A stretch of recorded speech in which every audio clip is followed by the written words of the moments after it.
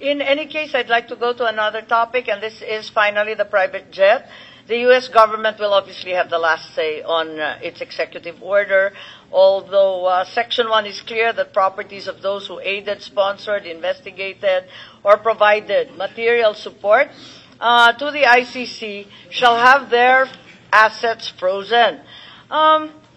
Maraming picture po nung tailcode ng aircraft. Nandito ba yung CAAP, Secretary? Comsec, wala tayong CAAP. Sorry. Wala tayong CAAP. Wala rin tayong DOTC. Wala po, ma'am. Walang makapagsabi kung ano nga sasakyan na to.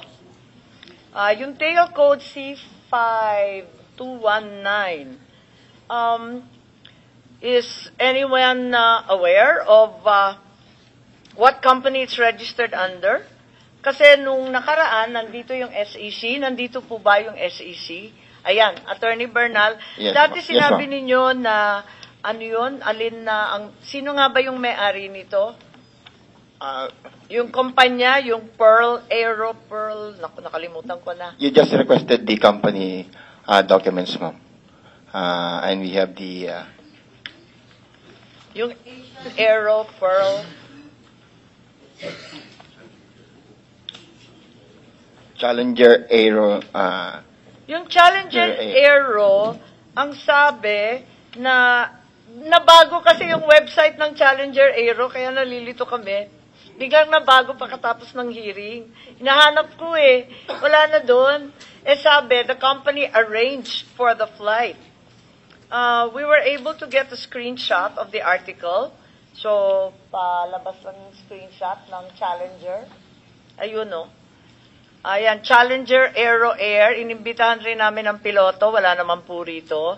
Ayan, Challenger Aero Air. Baka yung SEC may alam kayo. Kasi nung second hearing narito kayo, pero ang problema, sabi niyo hindi pa na-request yung pangalan. We have already forwarded to the Secretariat. So, Ma'am. sino may-ari po? At sila bang may-ari ng eroplano or they just arranged the flight? Nalilito po kami. I just have the documents concerning the incorporators of the...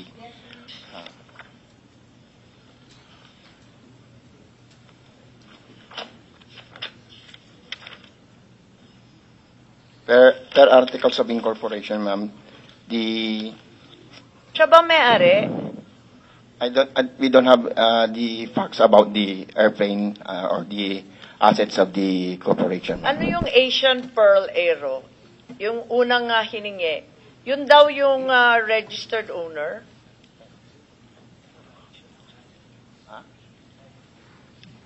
We only have Challenger Aero Air Corporation, ma'am, and Challenger Aero Aviation Pampanga.